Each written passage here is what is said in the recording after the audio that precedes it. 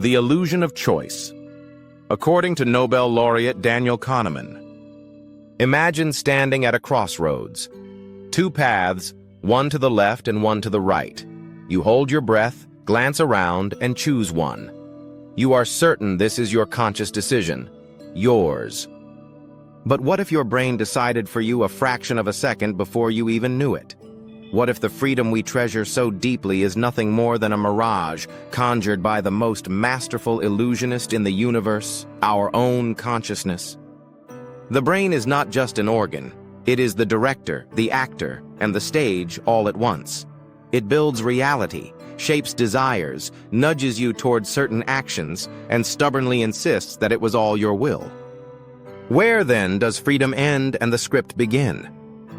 In the year 1980, neuroscientist Benjamin Libet conducted what became a landmark experiment. Participants were given a simple task: press a button whenever they felt like it. At the same time, researchers measured brain activity and the moment the person became aware of their decision. The result was stunning. The brain began preparing to act hundreds of milliseconds before the person felt they had decided. It was as if the choice had already ripened in the subconscious, long before consciousness caught up. This phenomenon became known as the readiness potential. Its essence is this: freedom comes after the fact. The brain makes its move, and consciousness turns it into a story, a piece of logic, an explanation. Nobel laureate Daniel Kahneman called this our explanation machine, the mind's ability to stitch fragments into a seamless narrative without realizing that the fabric had been woven beforehand. We live inside a symphony whose notes were written somewhere deeper than our awareness. And yet, the feeling of freedom is real. That paradox has fascinated philosophers for thousands of years.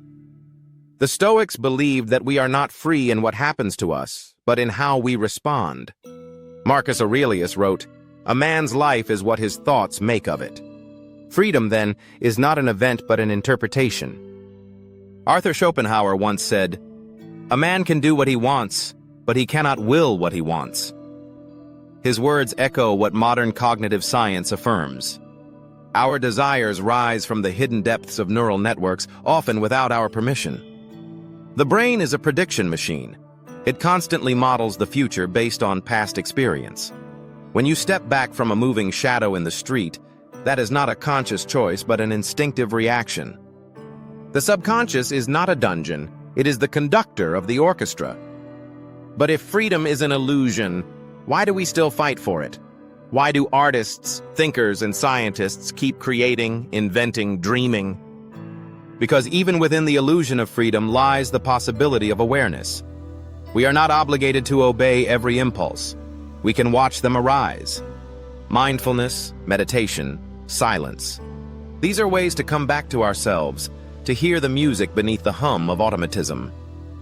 Neuroscientist Vittorio Galeazzi once discovered mirror neurons, brain cells that fire both when you perform an action and when you watch someone else do it.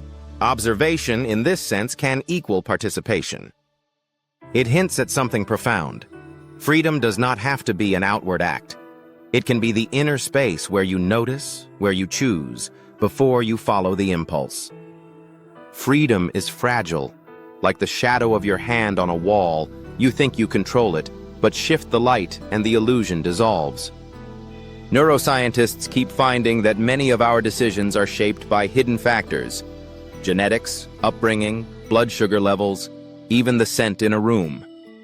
In one Princeton study, participants rated strangers' faces for trustworthiness.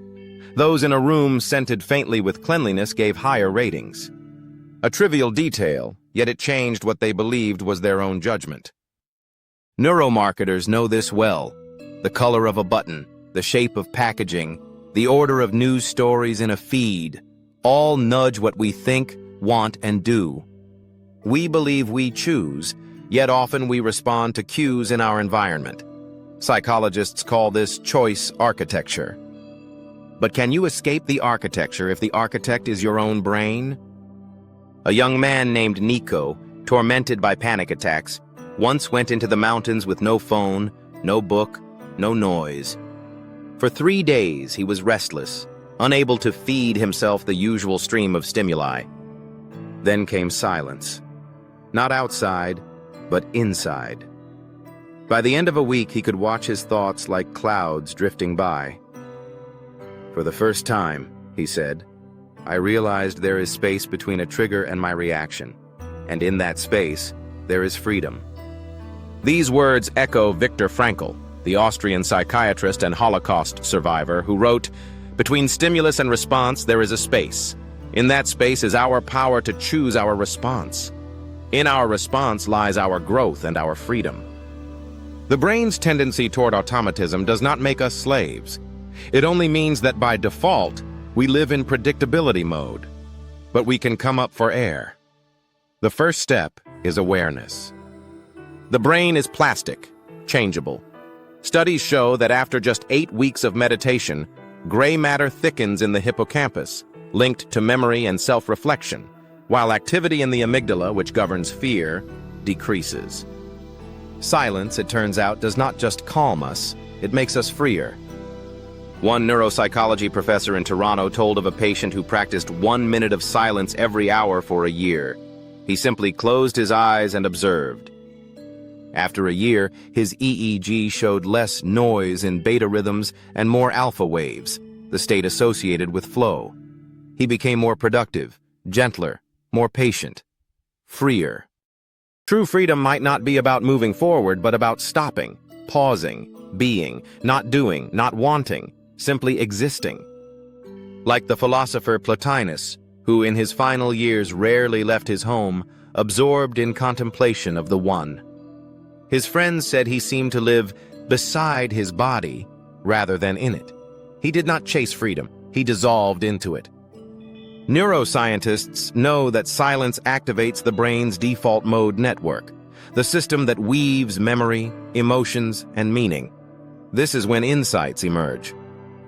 Aldous Huxley once said, "Freedom is not doing what you want, but not being a slave to your desires." Modern science confirms this. Desires are scripts. They can be watched, reset, released. But who is the watcher? Who inside us can see the illusion and say, "Stop, that is not me, that is my brain"? In the mid-20th century, psychologist Solomon Asch ran a now famous experiment. A group was shown a line and asked to match it to one of 3 lines in length. Only one participant was real, the rest were actors. The task was easy. Yet when the actors gave a wrong answer, the real participant agreed almost 40% of the time. We think we walk our own path, but if everyone turns, odds are we will turn too. This is not weakness, but biology.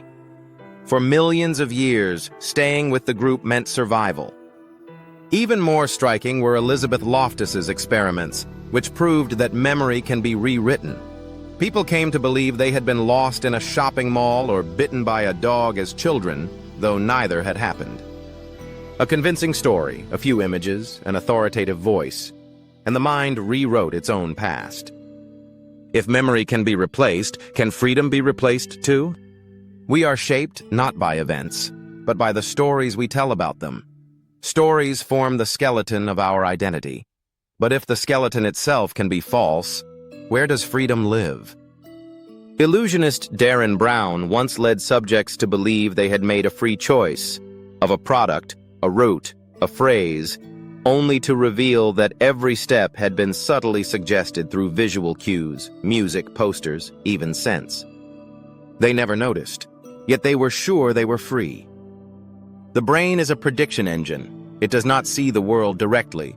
It fills in the gaps, guessing what is out there, then checking. In a way, we live not in the present, but in a generated simulation. So what can we do? How do we pierce the illusion? The first step is doubt.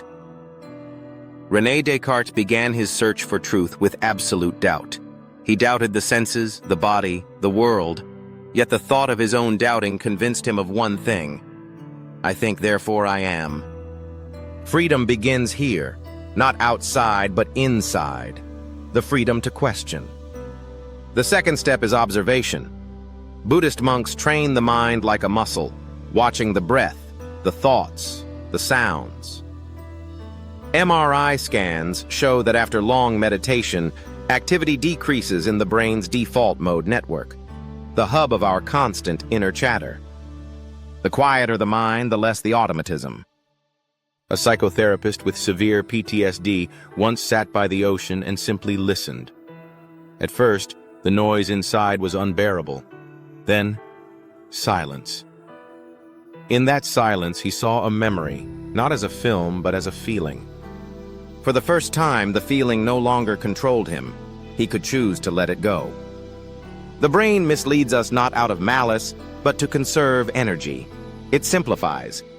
But if we wish to live not in power-saving mode, but in full presence, we must awaken the inner observer. One of the most effective ways is to ask yourself in the moment of decision, why am I choosing this? Not logically, but viscerally. Do I want something sweet because I am hungry or because I am emotional? Do I say yes out of love or out of fear? Do I go because I wish to or because I am used to it?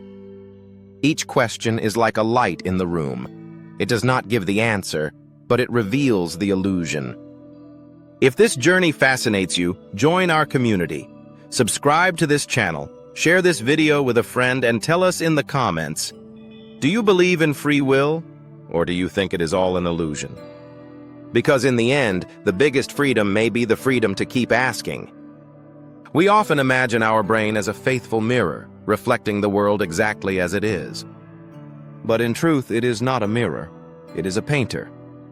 It chooses the colors, exaggerates some lines, blurs others, and even invents entire shapes that have no counterpart in the external world.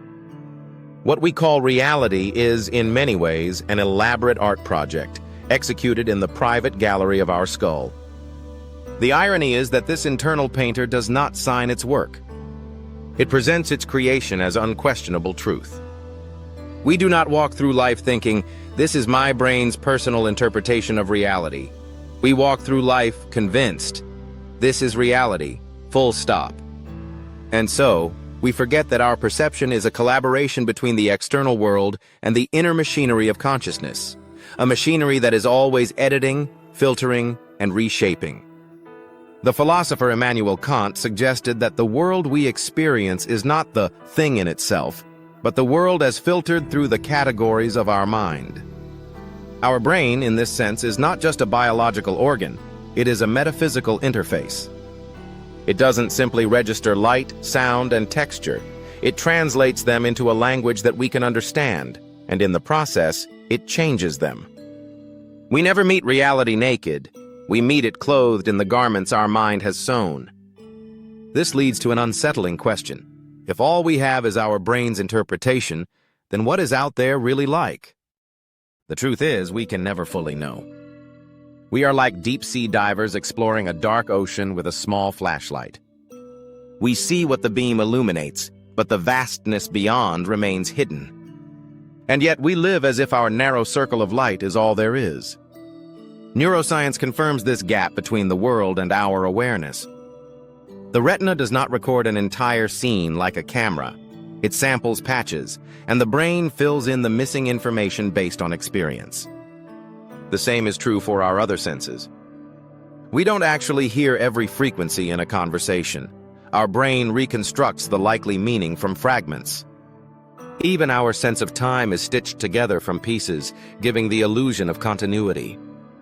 In moments of sudden danger, this stitching process becomes visible. Time can feel as if it slows down, sounds can become sharper or muffled, and colors can seem more vivid or more faded. This is not the world changing, it is our perception changing. The brain is shifting its priorities, pouring resources into what it deems vital, and letting go of what it considers irrelevant. This selective perception is both a gift and a limitation. It keeps us alive. We don't have to process every single detail in our environment. But it also means that much of reality is invisible to us. Our senses are tuned for survival, not for truth. As physicist Werner Heisenberg once wrote, what we observe is not nature itself, but nature exposed to our method of questioning. When we understand this, a subtle shift happens inside us. We realize that certainty is a kind of illusion, a comforting one, but still an illusion. The world is not as solid as it appears. It is more like a dream that feels real while we are in it. And just like in a dream, the boundaries can bend. This is where consciousness itself becomes the central mystery. What is the I that is experiencing all this? Neurons fire, synapses exchange chemical signals, but where, in all this activity, is the feeling of being you? The philosopher David Chalmers called this the hard problem of consciousness, the gap between the physical processes in the brain and the subjective experience they produce. Some scientists argue that consciousness emerges from complexity, that once a system of information becomes sufficiently intricate, awareness simply arises. Others believe that consciousness might be a fundamental property of the universe, like space and time, woven into the fabric of reality. If that is true, then the brain is not producing consciousness like a factory. It is tuning into it like a radio, translating a cosmic signal into the private language of thought. Either way, the experience of being conscious is inseparable from the way we construct our sense of self. From early childhood, we weave a story about who we are.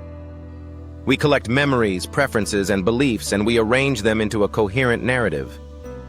But this self is also a kind of illusion, a stable mask worn by something far more fluid. Modern brain imaging has shown that the self is not located in a single spot. It is a network of processes that light up across different regions depending on context. When you think about your past, one pattern emerges.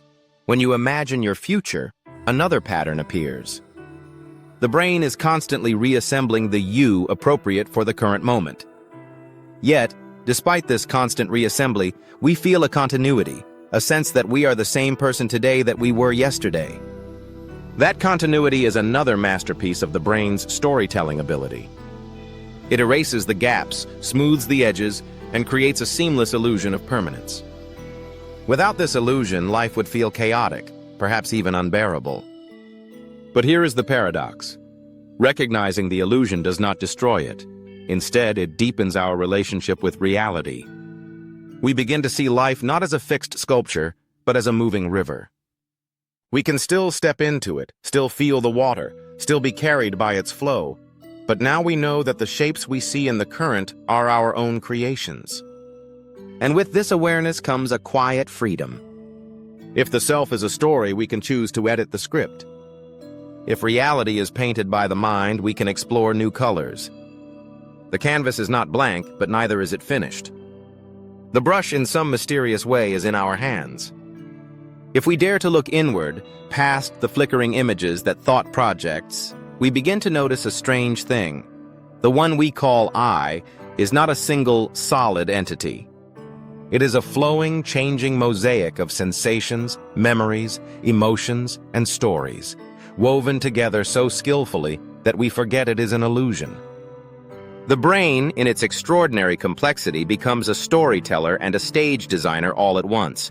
It picks fragments of perception, binds them to echoes of the past, and frames them as me.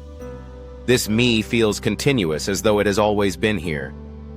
But neuroscience tells us that it is rebuilt moment by moment, in much the same way a flame keeps its shape even though every particle within it is in constant motion. Our sense of identity is not a stone in the river, it is the river itself, endlessly flowing yet somehow recognizably ours. And here lies the mystery. If the I is constructed, then who or what is aware of its construction? Ancient philosophers suspected that there is a deeper witness, a silent observer untouched by the play of thoughts. Modern neuroscience, though reluctant to name it, brushes against this idea when studying consciousness. For while the brain can explain many functions, how we see color, how we move our hands, it struggles to explain the raw feeling of being here, of existing. This is the so-called hard problem of consciousness, a riddle that science has not yet solved. Perhaps the answer is that consciousness is not something the brain produces, but something it tunes into, like a radio catching a signal that was always there. If that were true, then our lives are not merely biological episodes, but local expressions of a greater field of awareness, temporarily wearing the mask of a human mind. This would mean that what we call reality is not out there at all, but a co-creation between this infinite awareness and the patterns our brain shapes it into. When you look at the world, you do not see it as it is. You see it as your nervous system allows you to. Your brain edits, colors, and frames every image before you even know it exists. You do not hear all sounds, only the frequencies your ears are tuned to. You do not smell every scent, only the molecules that fit the receptors in your nose. Even the passing of time is a neurological invention, stitched together from moments your mind selects and orders. And yet, within this filtered world, we live as if we are moving through objective reality. The truth is more subtle and more intimate. What you call reality is the inside of your mind, projected outward. You are not moving through the world is moving through you. This means that your entire life is a kind of dream, shared, structured, and rule-bound, yes, but still a dream. The colors, the faces, the sky, the sound of rain, they exist for you only within your field of awareness. If that awareness were gone, so would they be. And if we follow this to its quiet conclusion, it reveals something both terrifying and liberating. You have never been inside the world. The world has always been inside you.